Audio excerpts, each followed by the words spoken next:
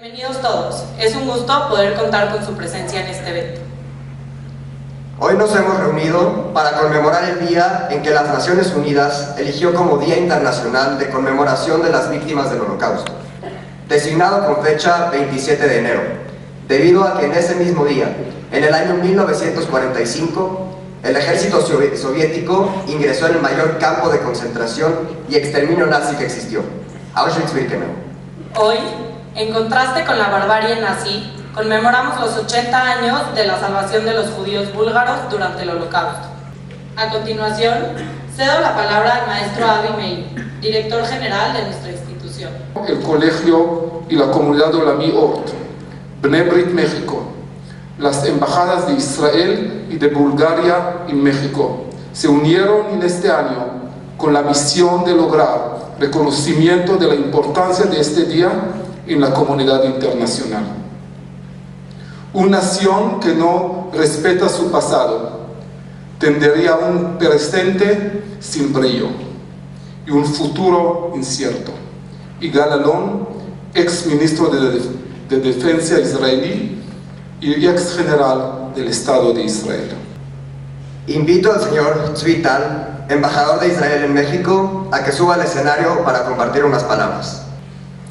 Dado que el genocidio y los crímenes atroces siguen ocurriendo en varias regiones y estamos siendo testigos de un aumento global del antisemitismo y los discursos de odio, esto nunca ha sido tan relevante. Esta sensibilidad hacia la injusticia y el odio que llevamos en los genes y que corre por nuestras venas debe convertirnos en miembros de la sociedad que actúen con responsabilidad, dispuesto a denunciar y luchar contra la discriminación, la deslegitimación y la opresión de las minorías. Solicito a la señora Milena Ivanova, embajadora de Bulgaria en México, suba al escenario a compartir su mensaje. Hoy en día tenemos la guerra en Ucrania. Sobre todos estos hechos estoy segura que cualquiera aquí en esta sala que presenta puede hablar mucho. Puede hablar sobre las causas, las consecuencias y por qué pasó.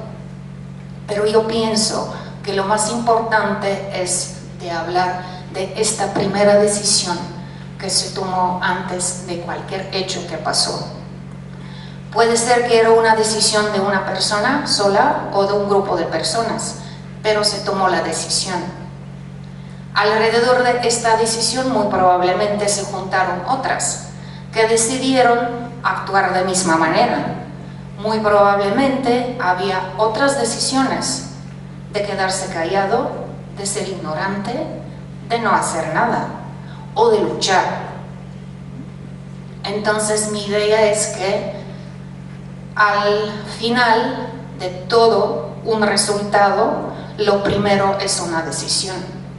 Y que cada decisión debe de ser muy bien pensada porque lleva consecuencias, puede ser pequeñas o graves, puede ser que nos va a tocar solo a nosotros mismos o va a tocar la vida de muchas personas y por eso es muy importante de actuar responsablemente y siempre pensar de las consecuencias de nuestras decisiones. Por último, invito al señor Dan Tartakovsky, cónsul honorario de la Embajada de Bulgaria en México y embajador de la Bnei Brit México, a compartir unas palabras. Traigo la voz entrecortada porque en verdad estoy conmovido. Cuando empezamos a conmemorar a las víctimas del Holocausto, éramos 10 personas. Hoy, un auditorio lleno. Y lo importante, jóvenes, es que ustedes, como dijeron quienes me precedieron en la palabra, aprendan a tomar decisiones. Decisiones con las que tendrán que vivir toda la vida. Decisiones en las cuales traten de no ser indiferentes, porque fue eso, la indiferencia, la que ha hecho que a través de la historia los tiranos suban, salgan adelante, cumplan sus metas y vayan deshaciéndose de la humanidad poco a poco. Tenemos que aprender de esos errores y tenemos que aprender de la historia. fue el Holocausto, las masacres en Ruanda, Sierra Leona, por mencionar algunas.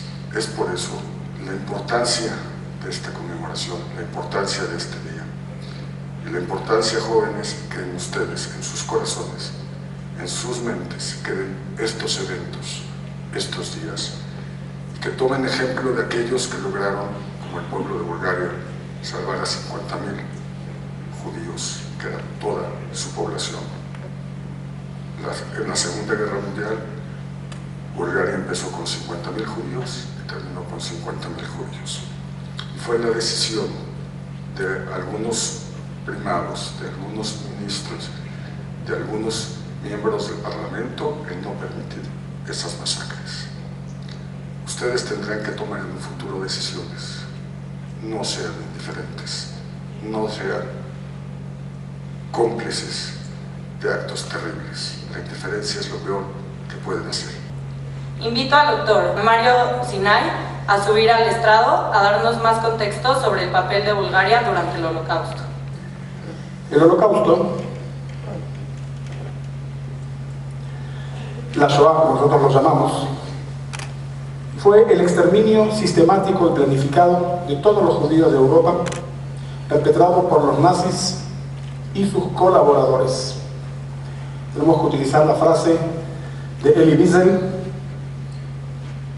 no todas las víctimas fueron judíos, pero todos los judíos fueron víctimas. El pueblo judío pagó 6 millones de víctimas en este evento. 1,5 millones de ellos eran de la edad de ustedes. Eran niños y jóvenes menores de 18 años. Después del rescate de los judíos daneses y la valentía de la actitud del pueblo musulmán de Albania, la salvación de la comunidad judía de Bulgaria de la deportación y el exterminio representa la excepción más importante de cualquier población judía en la Europa bajo las guerras nazis. Dentro de un mes y medio, el 10 de marzo, se conmemorará el 80º aniversario de la salvación de los judíos de Bulgaria. Y es por eso que el Colegio Olamí, la red OC Internacional y de México, por supuesto, la Embajada de Israel, trajo en el corazón de este programa, no a mi persona, sino a 2 testimonios. El primero de los testimonios es el testimonio de un sobreviviente de Bulgaria que está aquí con nosotros, Alberto Bejerano, y el nieto de un justo de las naciones, que después explicaré el término. Justo de las naciones es aquellas personas no judías que han salvado y rescatado a judíos. Y tenemos aquí a un nieto de un justo de las naciones, Mladev Ivanov. La presencia judía en Bulgaria data del siglo III. En el periodo de entreguerras, habían 49 comunidades judías en Bulgaria. Uno de los judíos más destacados fue el premio Nobel de Literatura judío Elias Canetti, familiar de la familia Bejerano. En la víspera de la Segunda Guerra Mundial, entonces, como dije, vivían en Bulgaria cerca de 49.000 judíos, la mayoría de origen sefaradí. Representaban menos del 1% de la población y más de la mitad de ellos vivían en Sofía, la capital de Bulgaria. Si resumo, en 1939 se estima que había en Bulgaria 49.000 judíos. En 1945, finalizada la guerra, habían 49.172 judíos vivos. ¿Quién salvó a los judíos de Bulgaria? Que es una piedra angular en el orgullo nacional de Bulgaria. Bulgaria se unió al eje. Vamos a tratar de volver al PowerPoint, si es posible. Aquí tenemos al rey Boris III. Se unió al eje de Alemania, Italia y Japón el 1 de marzo de 1941. El rey búlgaro tuvo intenciones de recibir territorios que habían sido búlgaros antes de la Primera Guerra Mundial, Tracia y Macedonia, que le fueron entregados de regalo por Hitler. Estaba bien donde estaba. Que le fueron entregados por Hitler. Y Bulgaria dicta una cantidad de leyes discriminatorias y parecidas a las leyes de Nuremberg alemanas. Y había una jerarquía nacionalista búlgara antisemita compuesta por un primer ministro, Bogdan Filov, un ministro de Interiores, Peter Grabowski. Y además llega el comisionario para la cuestión judía, llega de Alemania, Alexander Belev. Y se dictan una cantidad de leyes antisemitas, ¿ok? Lo que estamos viendo en este momento, la ley para la protección de la nación, paralela a las leyes de Nuremberg. Se forman brigadas de trabajo, pasemos a la próxima. Se forman brigadas de trabajo, en el cual enseguida vamos a escuchar el testimonio, por puesto que su padre estuvo en esas brigadas de trabajo. Se confiscan todas las radios y los teléfonos de propiedad de judíos. Se pone un impuesto de contribución del 20% del patrimonio de todos los judíos. Leyes de eliminación de los recursos financieros de los judíos en Bulgaria. Leyes que prohibían a los judíos a trabajar en puestos como farmacéuticos, ingenieros, arquitectos, abogados, etc. E incluso llega el uso de la estrella amarilla. Pasemos por favor la próxima diapositiva. El uso de la estrella amarilla, una más por favor, que era muy distinta a las que normalmente nosotros conocemos. Una más, pasemos. Era muy chiquitita, incluso podemos decir que fue un acto simbólico evasivo. Pasemos una más. Aquí lo estamos viendo. Muy distinta a la que conocemos normalmente en todo el resto de Europa. Me atrevería a decir con mucho cuidado que incluso podría llegarse a pensar que es bonita, como un eje, como un pin. Pasemos una más, tenemos otro ejemplo. El 22 de febrero de 1943, la primera propuesta alemana de deportación de 20.000 judíos, que incluía a los judíos de esos territorios que habían sido anexados, Macedonia, Tracia, y otros 8.000 judíos de Bulgaria. Efectivamente y desgraciadamente, el 4 de marzo de 1943 ocurre la deportación de los judíos de Tracia. Son deportados, como pueden ver en la foto, por barco sobre el río Danubio, vía Viena, al campo de exterminio de Treblinka. Ninguno de ellos regresó con vida. Y aquí ocurre el curioso episodio, uno más, aquí gracias, de estos 4 personas también nominados como Justo de las Naciones, el curioso episodio de los parlamentarios de Chiusendil, el 6 de marzo de 1943, que se presentan ante el rey de Bulgaria, Boris III, pidiendo clemencia por los judíos. El 10 de marzo de 1943, pasemos la próxima diapositiva, ocurre la segunda propuesta de la deportación de los judíos de Bulgaria, y en este caso, la secretaria del comisionario alemán, la secretaria, una señora búlgara, sencilla, una señora común y corriente, Liliana Panitsa, secretaria del Comité de Asuntos Judíos, fue quien revela los planes de la deportación de los judíos, y también ella va a ser reconocida como Justa de las Naciones. Lo que estamos viendo en estos momentos, en esta diapositiva, el 17 de marzo de 1943, 43 diputados del Parlamento búlgaro firman una petición ante el rey búlgaro de no deportar a sus hermanos judíos. Pasemos una más, por favor. Desgraciadamente, nuevamente, en 3 días, el 22, 25 y 29 de marzo de 1943, ocurre la deportación de los judíos de Macedonia, también ellos al campo de exterminio de Treblinka, campo de exterminio alemán en territorio polaco. Ninguno de ellos regresó con vida. ¿Quién salvó a los judíos de Bulgaria?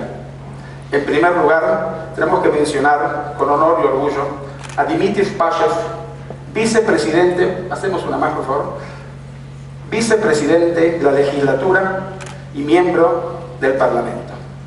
En segunda instancia, y creo que aquí hay un mensaje a todo el público presente, la Iglesia Provoslava, el patriarca Stefan de Sofía y el metropolitano Kirill de Plovdiv. Y cuando llegan los trenes a deportar a los judíos, porque Alemania manda trenes a deportar a los judíos, el metropolitano Kirill de Plovdiv se acuesta físicamente sobre las vías del tren y dice: los trenes pasarán por sobre mi cadáver. Este es un ejemplo que tenemos que aprender de toma de decisiones, de un liderazgo de un liderazgo verdadero, de coraje, de honor. Julio Palencia, hacemos una más. Este es Dmitry Spashev, hacemos una más. Quito los momentos otra vez, una más, pasemos.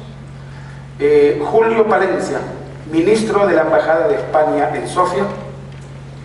El rabino, una más, pasemos. El rabino de la comunidad judía de Sofía, Daniel Zion, activo en la salvación de los judíos, pero digamos que eso es lo obvio, que el rabino intervenga en favor de su comunidad. Los gremios profesionales, el Partido Comunista Búlgaro y lo más importante de todo, el pueblo búlgaro. Insisto una vez más en el rey Boris III. El rey Boris III no fue reconocido como justo de las naciones, puesto que Bulgaria, el rey Boris III, pagando tributo a los alemanes, deportó, como vimos, a los judíos de Tracia y Macedonia. Sin embargo, su foto está en el Museo de Yad Vashem y lo reconocemos, puesto que él, y sin él, no hubiese sido posible la salvación de los judíos búlgaros. Enojado, Hitler manda llamarlo el 14 de agosto de 1943 y exigir que cumpla con las exigencias de la deportación de los judíos a los campos de exterminio en la Europa Oriental y otras peticiones militares que Bulgaria evadió. Regresa a Bulgaria, era una persona muy joven y muy sana, como la podemos ver en la foto, era una persona muy sana y muy joven, y a los 4 días de llegar de regreso a Bulgaria, el 28 de agosto de 1943 murió. Como rey no se le hace autopsia y quedará en la incógnita qué fue lo que pasó, pero todos los historiadores del mundo que yo conozco, todos los historiadores del mundo que yo conozco, sabemos que fue envenenado en Alemania y murió en Bulgaria. Ese fue el castigo que él recibió por no cumplir las órdenes de deportar a los judíos a la muerte. Quiero volver a lo que dije al principio.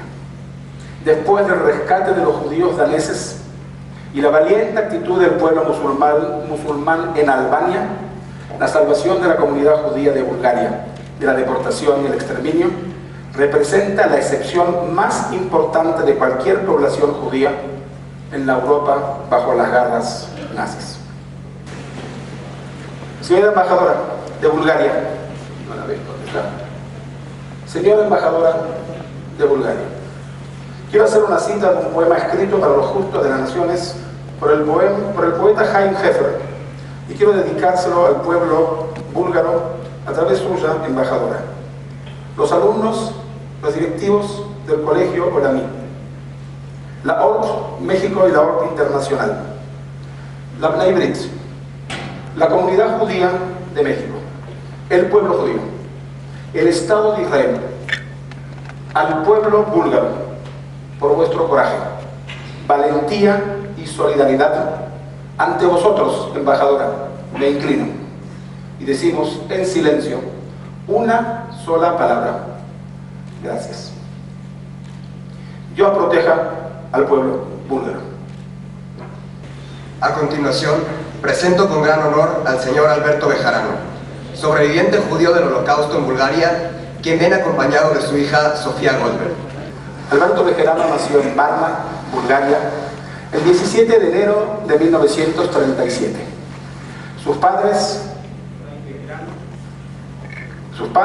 Efraín Bejarano y Sofía Capón, se casaron en la sinagoga sefaradí de Varna el 16 de septiembre de 1934. El escritor Elías Canetti, Premio Nobel de Literatura, primo de su mamá. Los abuelos paternos eran Reina y Abraham, que tenían una fábrica de queso, y creo que todos sabemos que los quesos búlgaros tienen fama mundial.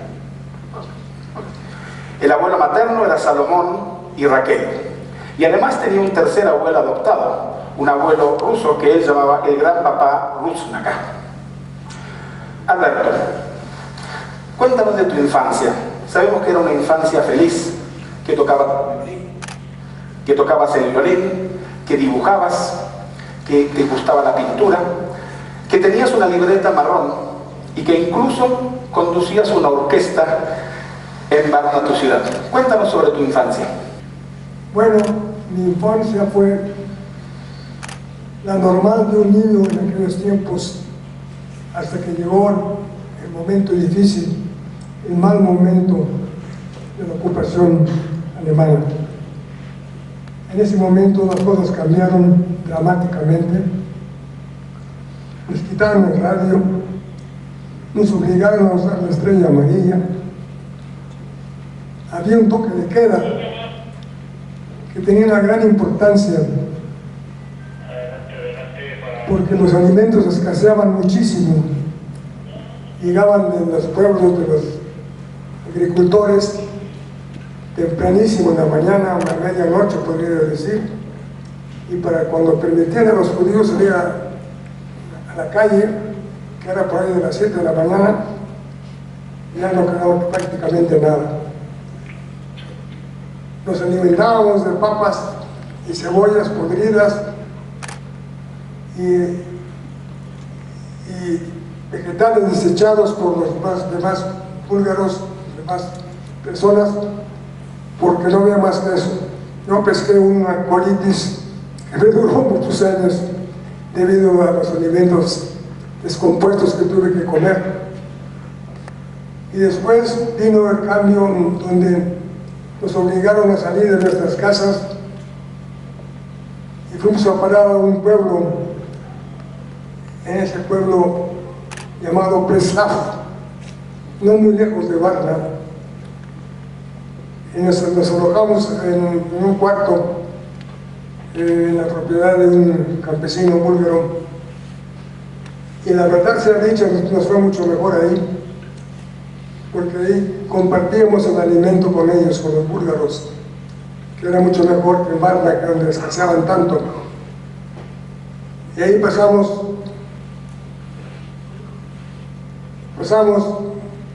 3 años dentro de todo bastante normales, digamos. Ok, pero vamos a ir un poquito antes y para atrás, con tu permiso, Alberto. Primero, otra vez quiero llevarte a tu infancia. Cuéntanos un poquito, a pesar de todo, de la infancia. ¿Qué es lo que tú recuerdas en tu infancia en Varna antes de la guerra? Bueno, efectivamente, en Bulgaria había una comunidad judía en Varna, por supuesto, que convivía pacíficamente con todo el pueblo búlgaro, y que nuestra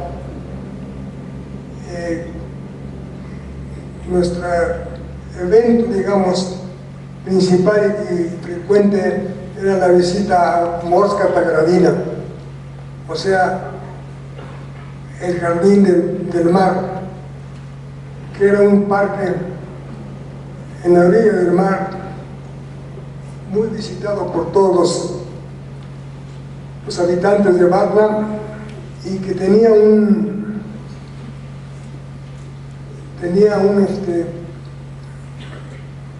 ¿cómo le podemos decir? Un espacio para una banda de la Secretaría de Marina, creo que era. Yo me paraba ahí dirigiendo la orquesta domingo tras domingo, que era para mí un gran honor y un gran gusto hacerlo. ¿Pero qué edad tenías? ¿Qué edad tenías, Alberto? Tenía yo 7 años, 6 o 7, y ahí había pues varias actividades para los habitantes de Varna. Había una playa, desde luego, y había otras actividades que se permitían, deportes, voleibol y cosas por el estilo. Tú tocabas violín, ¿no es cierto? Yo estaba estudiando violín, no llegué a tocarlo, pero sí estaba estudiando.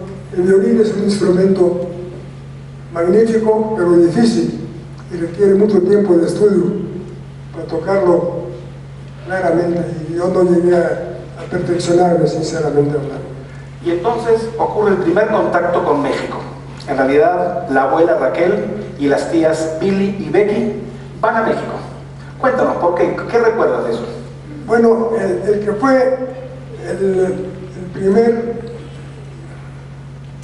miembro de la familia que fue de Bulgaria a México, fue un tío abuelo mío, Gerson Papo, hermano de mi abuela. Su intención, como la de muchos europeos de aquella época, era llegar a Estados Unidos, pero una suspensión de los derechos de los inmigrantes para ir a Estados Unidos temporal que duró toda la vida, era llegar a Estados Unidos. Por lo tanto, mi tío abuelo fue a parar a México mientras, y ese mientras fue para toda su vida, lo cual hizo que trajera a México a sus dos sobrinos, hermanos de mi mamá, Aarón y Moisés, que a su vez, después de un tiempo, trajeron a su mamá y sus dos hermanas, pero en el camino ya se veían los nubarrones de la guerra y mi mamá y mi familia no pudo trasladarse a México porque mi mamá estaba embarazada. ¿De quién? De mí. De mí. Y dijeron que iba a ser después, unos meses después. Desgraciadamente la guerra se interpuso y se cerraron todas las fronteras, las posibilidades de salir de Bulgaria. Y ahí nos tocó pasar los años de guerra, que como estamos comentando, pues fueron muy duros en muchos aspectos. Ahora viene quizás algo, presten atención, el momento cúspide de esta entrevista y presten atención. Alberto, tu papá, con 32 años, se lo llevaron a los campos de trabajo forzados, aquellos que acabamos de mostrar y presentar, al lago. Cuando te llevan a tu padre te dice una frase que te va a cambiar para toda la vida. ¿Qué te dice tu padre?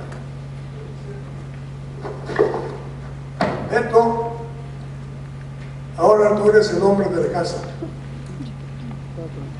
En ese momento no entendí el tamaño del compromiso, pero con los años y quizá después lo entendí mejor. ¿De quién era responsable? ¿De quién era responsable?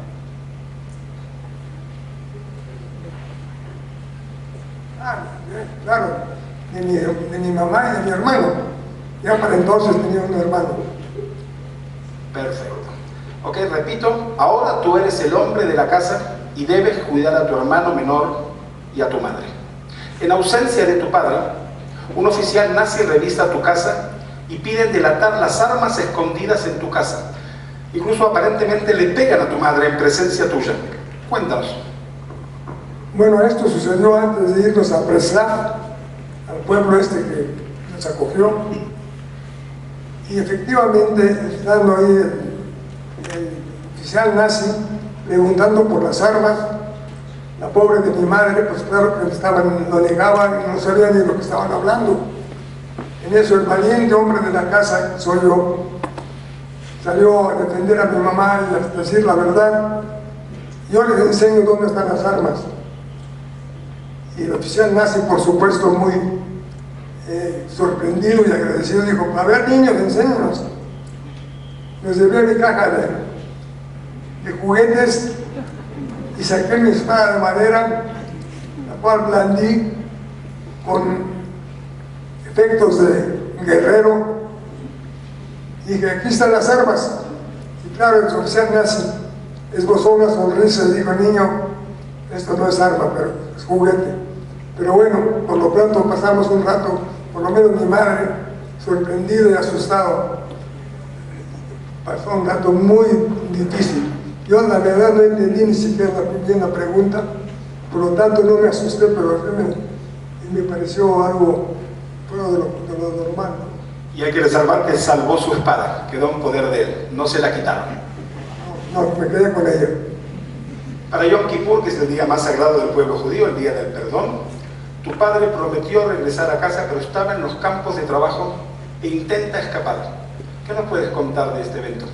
Bueno, mi padre intentó escapar en esos días con otro compañero, pero fueron interceptados por la policía, devueltos al campo, después de una buena paliza que afortunadamente no llegó a tener consecuencias graves en su salud, pero sí adolorido,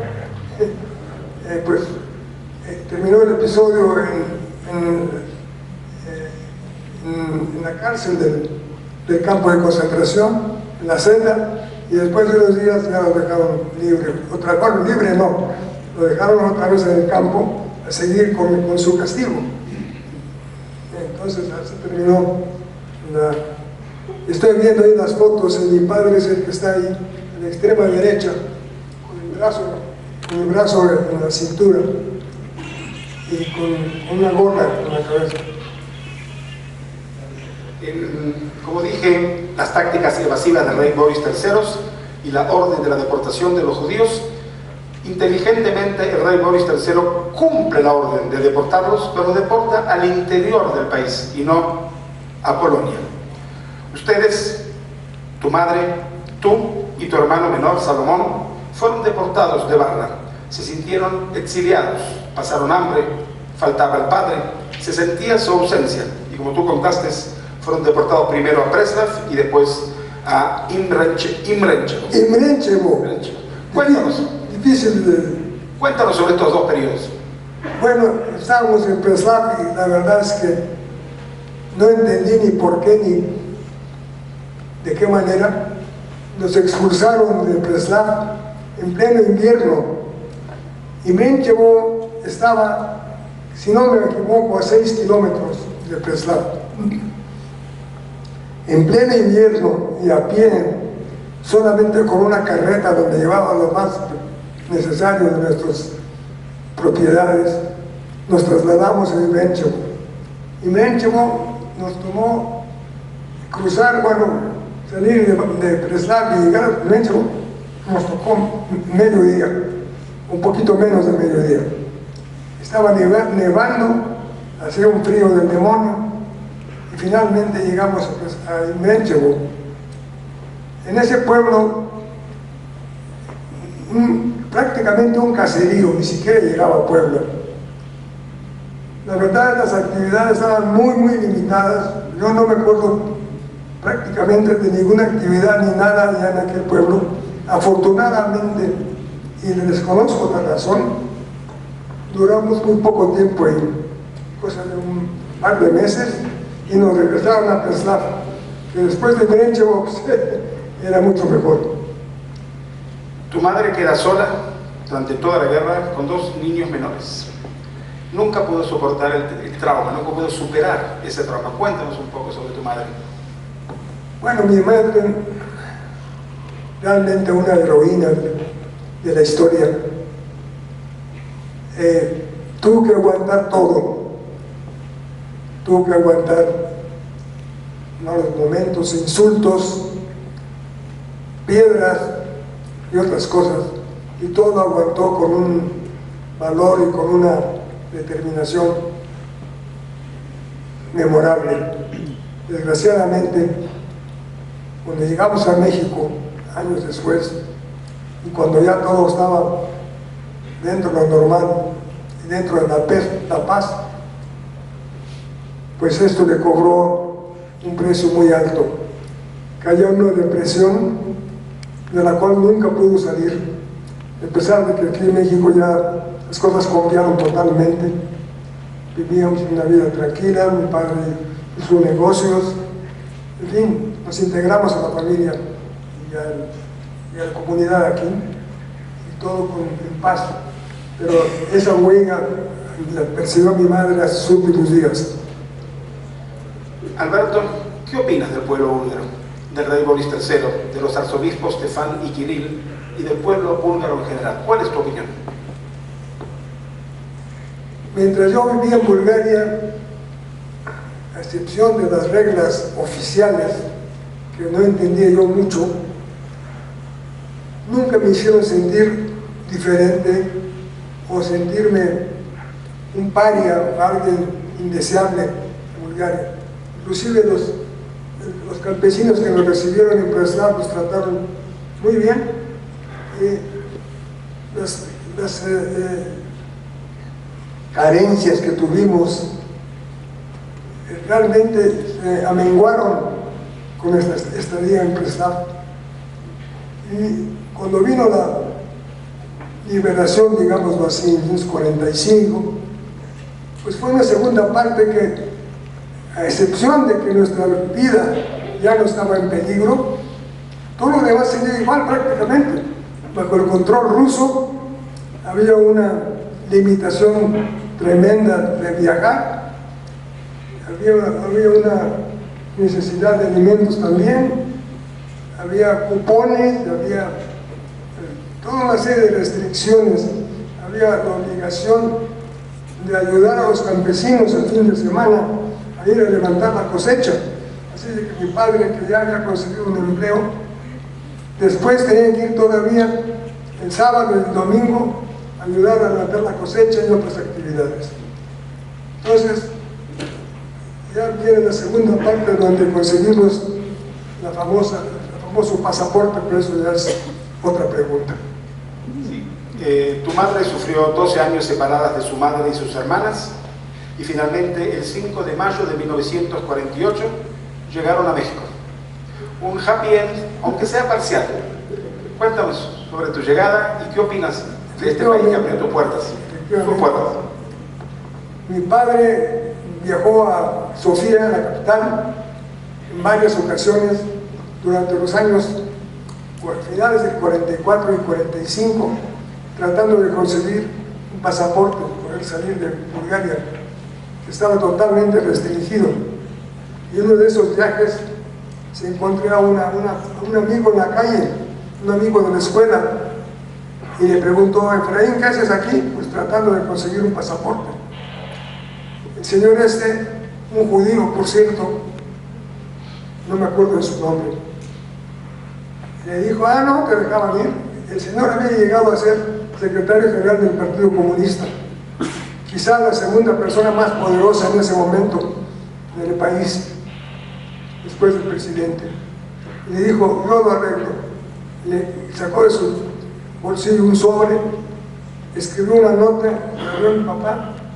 Mi papá fue loco de alegría, regresó a Uganda diciendo: nos vamos la semana que entra.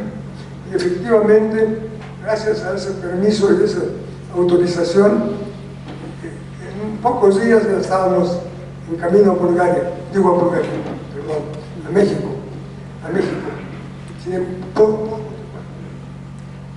Claro que el tren que íbamos de Varna a Sofía no tenía salón comedor ni nada por el estilo. Entonces, mi papá, que era un hombre inteligente, Bulgaria era uno de los pocos países que tenía tabaco en el sur del país, después de la guerra. Entonces compró cajas de cigarros y lo fuimos cambiando en las estaciones de tren por alimentos, porque el tren no tenía comedor ni comida que se vendiera, y en Bulgaria estaba racionada. Entonces, pues, ese fue muy inteligente de su parte, y así subsistimos. Llegamos a París, de ahí tomamos un barco en un puerto francés, llegamos a Cuba. Ahí pasó algo curioso, porque nos dieron alojamiento, pero no nos dieron para comer. Entonces, esa noche, la única que pasamos en La Habana, bajamos ahí del hotel, salimos del hotel. Había un parque, un pequeño parque, que estaban pasando unos anuncios luminosos. Papá tenía en la bolsa $1.50, quién sabe de dónde. Comimos un hot dog cada quien de 25 centavos, $1, los cuatro. Y después vimos el espectáculo, que era un anuncio luminoso de Janssen, de una muñequita que brincaba y caía en el agua y se salpicaba. Y así nos quedamos maravillados, viéndolo una y otra vez. Y finalmente, pues, el día siguiente tomamos el avión, y el glorioso 5 de mayo de 1948 llegamos a esta ciudad, a este país, agradecidos por todo lo que nos permitió hacer. Por último, Alberto, estás ante el futuro de México, estás ante la juventud judía de este país. ¿Cuál es tu mensaje?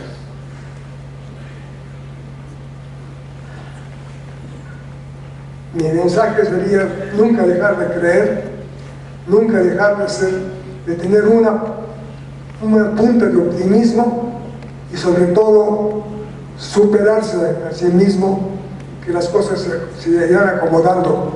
Aquellas personas que creen en el futuro, aquellas personas que están preparadas, aquellas personas que siempre han creído que va a haber algo mejor.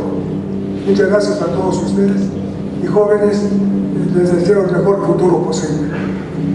Sophie, su hija, escribió el libro de su historia, El Jardín del Mar.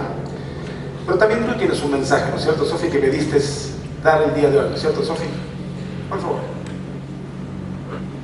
Bueno, yo quería, y me voy a poner de pie por respeto al pueblo búlgaro. Yo creo que cuando salvaron a esa comunidad judía, no se imaginaban que iban a salvar a generaciones.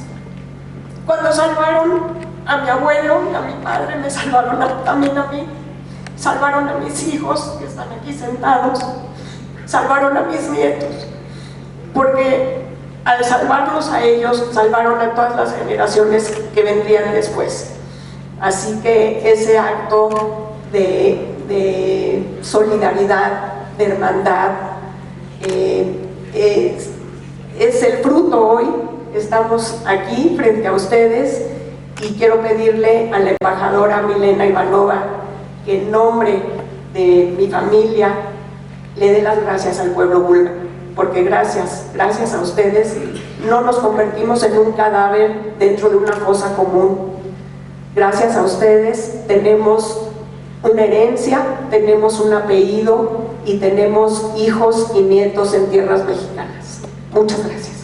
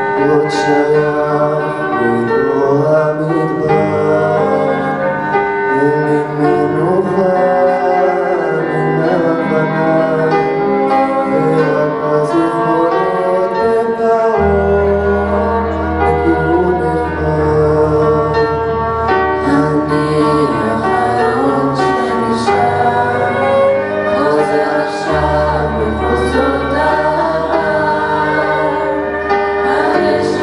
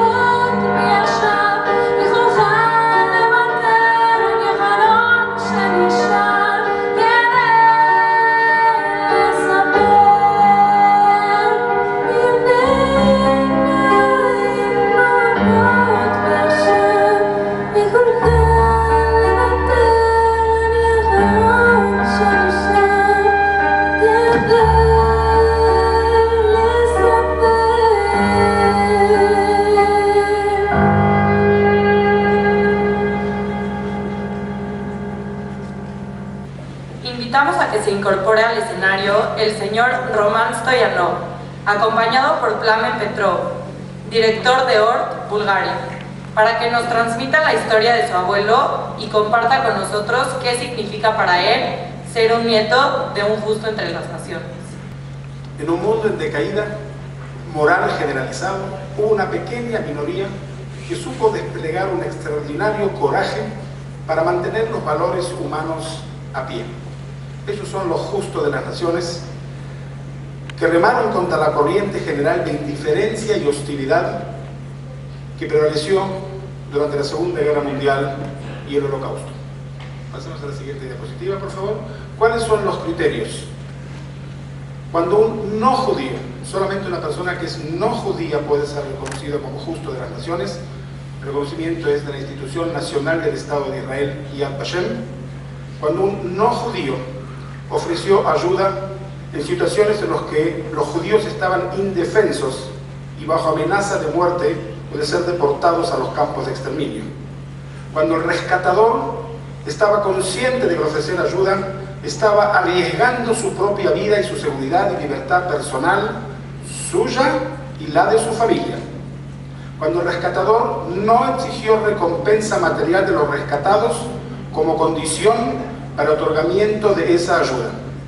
Y además, hay un cuarto criterio para los diplomáticos, aquí tenemos muchos de ellos presentes, es haber actuado en contra de las órdenes o las leyes del Estado o del Ministerio de Exteriores o de Cancillería.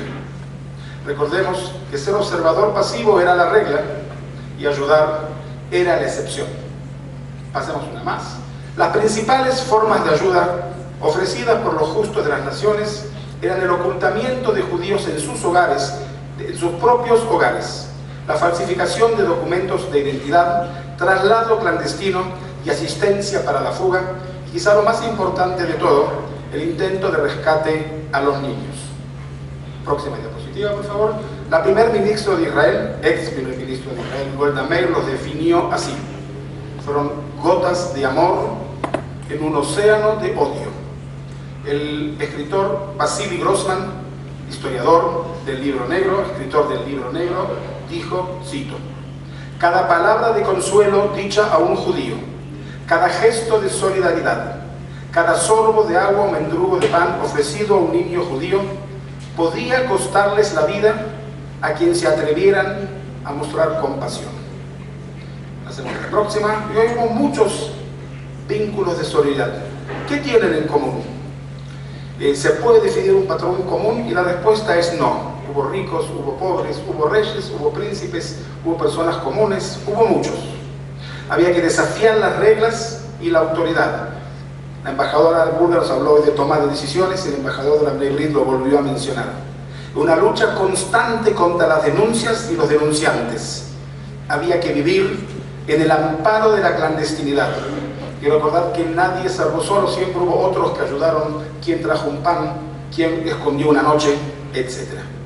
Bulgaria tiene 21 justos de las naciones. Pasemos adelante. Una más.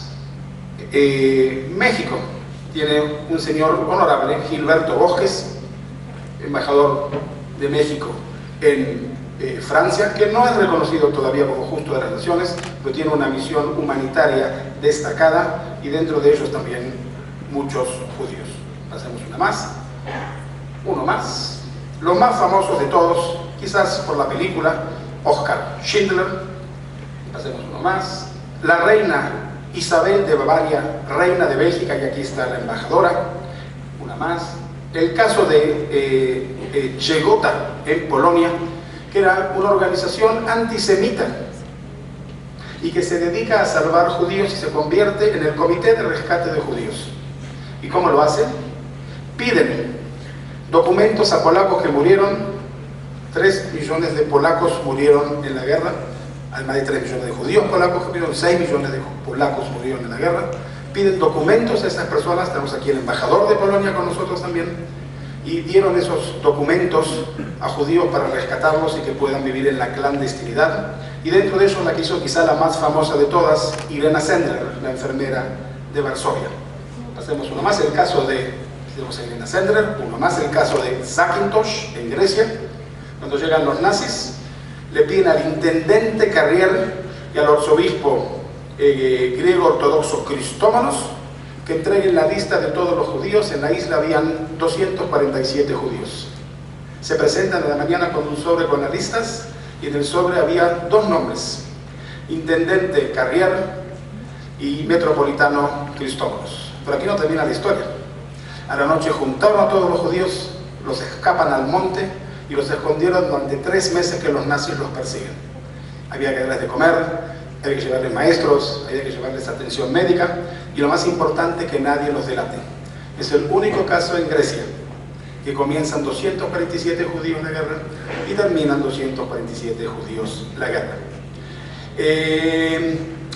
Próxima, Jan y Antonia Sevitsky, los directores del zoológico de Varsovia, que hoy hay una película a su nombre y nosotros en Yad Vashem se lo llamaron el Arca de Noé. Reconocemos la próxima la salvación de muchos de los judíos de las iglesias católicas, y pasamos a la próxima diapositiva, y la más importante de todas, por mencionar una, es la iglesia de Asís en Italia. Tenemos casos personales, y pasemos a la próxima diapositiva, como el biciclista italiano Gino Bartali, campeón de Italia muchas veces, que en su bicicleta escondía mensajes importantísimos para salvar judíos.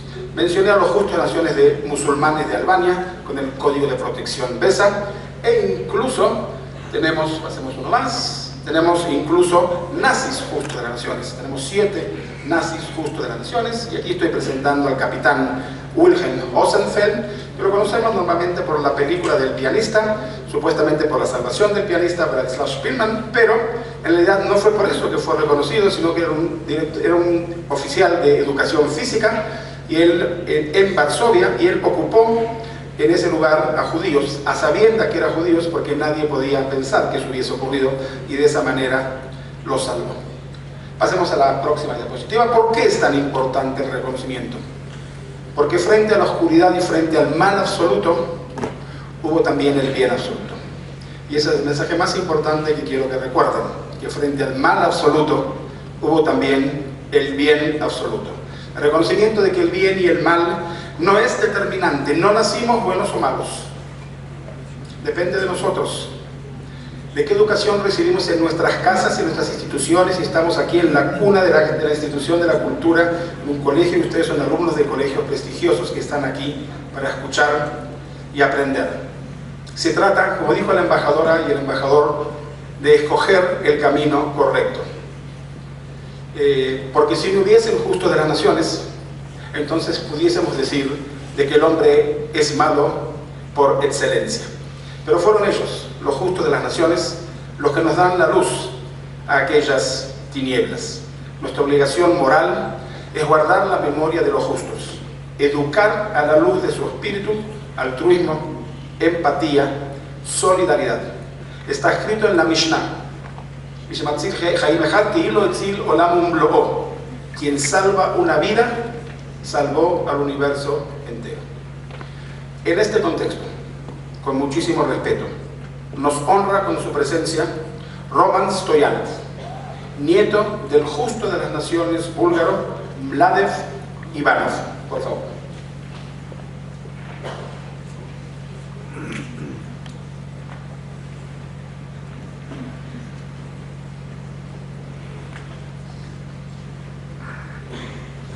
Hello. Dear ambassadors, Jewish community institutions, both of the OMIORT school students and guests. I'm glad that I'm with people with excellent taste of color, as we are Bulgarians, because the folk of Bulgaria and Mexico have the same colors. First, I want to thank the most the OMIORT school and Mr. Dan Tartakovsky for the invitation on the celebrating of the 18 years old from the salvation of the Bulgarian Jews, and for the great honor to be here among you. It's a pleasure for me to be part of this wonderful event and to be your guest. Also, it's a pleasure for me to have a chance to tell you about the great Bulgarian person of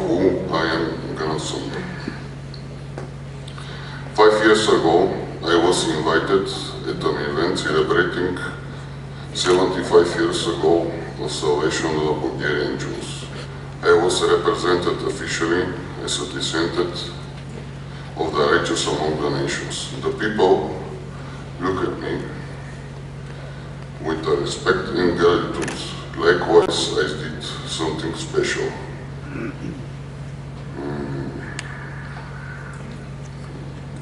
I felt myself uncomfortable. In fact, I did nothing. Not for the people, neither for their ancestors. Then I made my decision to do something.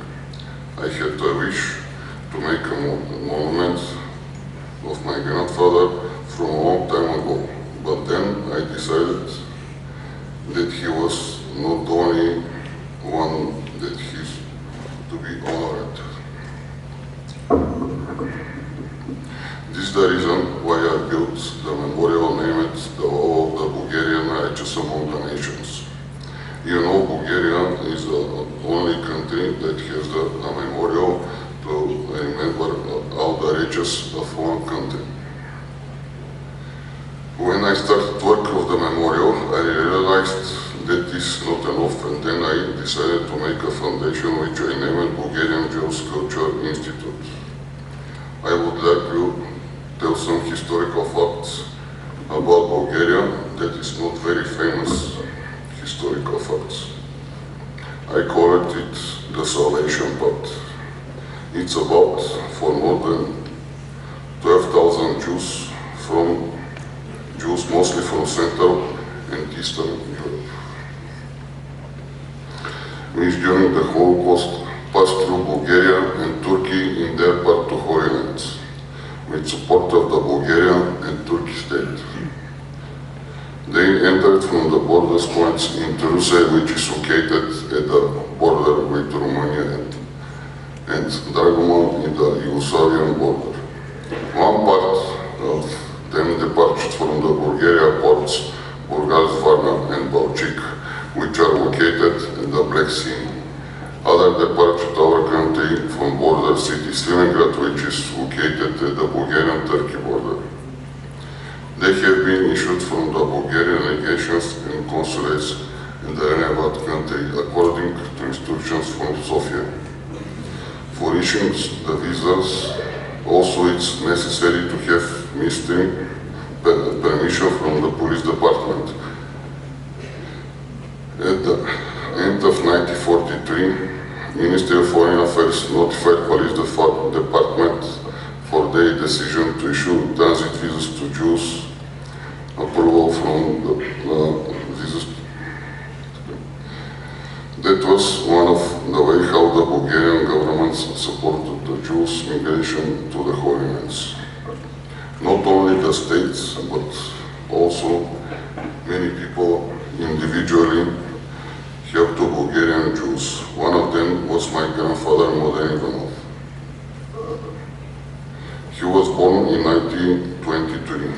When the war begins, he was only 16 years old. He grew up into the Jewish neighborhood, Yuzbunar, and most of his friends were Jews. They called him Magidim, Magedo, from Magen. This is a word from Hebrew that means shields, protections. They called him also the protector of the ghetto. His family owned a bakery, grocery store, and a small pub. When he became 18 years old, he had been mobilized into the army. During one of his dismission of the army, together with his friends, declared that their identity card has been lost. They forged them and gave them to Jews so they could move freely. But someone betrayed him, and he has been arrested. He was tried by military court and spent in prison for 2 years and a half for manipulation of identity card. One of these Jews was my grandmother. Thus he rescued also his future companion in life. I will tell you another interesting story about him. When When my grandmother and the great-grandmother understood that my grandma has been in love with Christian, went to look for him. She came across to a group of young boys to the neighborhood and approached. She asked my grandfather whom she didn't know. Does he speak Ladino? And he of course told her that he speaks. And how can he not speak when the most of his friends are Jews? If his friends speak Ladino, then you are one of us, said my great-grandmother, and asked, do you know Butcher? Yes, he replied. I am her mother. You have protected her, because I heard that she liked the Christian. I will protect her all my life, he replied with a little smile. I almost forgot to tell that my grandma's name was Bucha Alcalay. After a while, my grandma's family was moving to the province. Then he began to visit them every week and brought them food which he took from the family grocery. Thus he was accepted from her family. At the beginning of 90s, after the fall of Iron Curtain, my grandfather departed to Israel, where lived most of his friends. For cheaper, he decided to travel with a train through Greece, and from there with a ship. He didn't have enough money to buy himself a cabin, so he bought a ticket for the deck and intended to sleep in on a chair. After the ship had sailed, he heard someone calling his nickname. Mage, is that you? He looked at him and nodded. The stranger approached and told him, Hello Mage, you may not remember me, but I will remember you all my life. You saved me and my future wife. It turned out that one day on the streets in the neighborhood, my grandfather met a couple of boy and girl with Jew stars on their chest. They were persecuted from pro-Nazi young men. My grandfather told them to run away and start fighting with the pro-Nazi men to give the couple a chance to escape. The strangers told him that many years he hoped that one day shall meet again and he will have the chance to thank him. He rented my grandfather a cabin and they became good friends. After a while, he also testified before Yad Vashem about him. That's all for me. I hope that my story for my grandfather were interesting to you and they didn't bore you. I want to end with one thought that I wrote on my memorial. One man could change the world only with his actions. Thank you.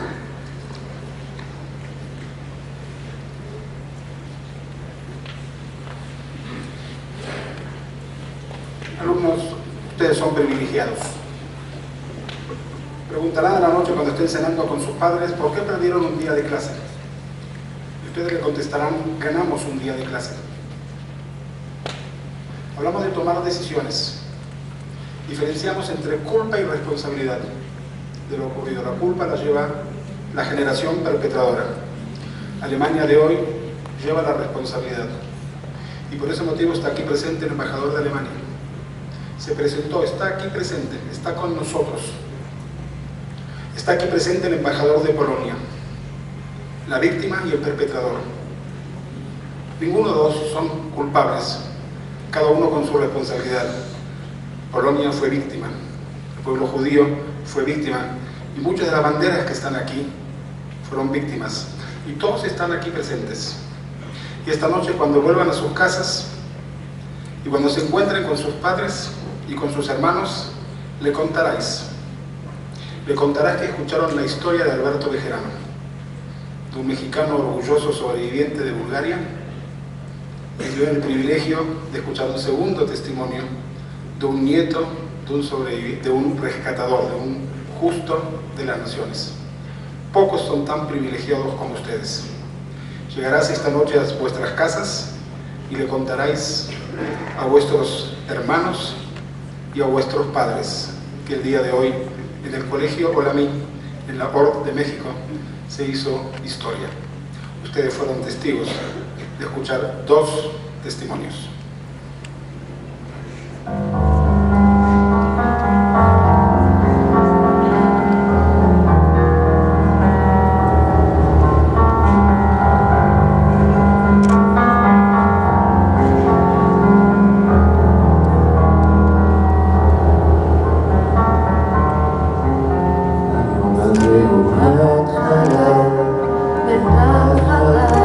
Shaka Nokia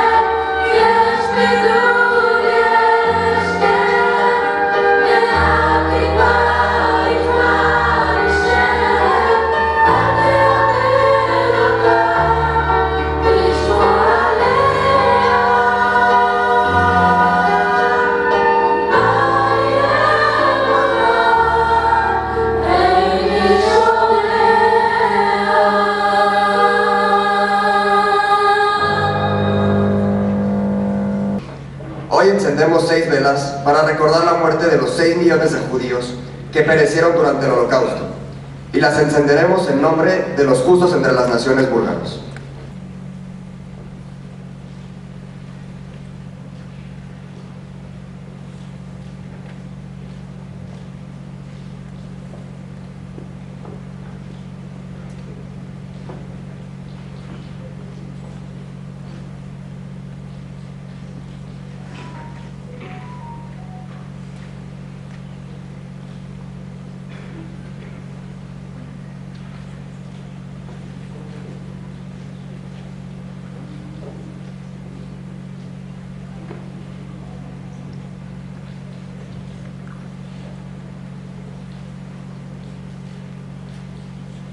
Анна Обстефанова,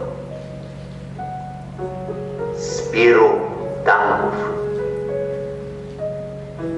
Рубин Димитров, Павел Герджиков, Вера Ичкова-Басева, Младен Иванов, Василий Иванов, Димо Газасов, Владимир Куртев, със светското име Константин Марков, Петър Михалев, Иван Радов, Михаил Михайлов, Иван Момчилов, Димитър Пешев, Асен Суичмезов, Стоян Фокмирлиев, Надежда Василева, Анна Сърчаджиева, Станка Стойчева,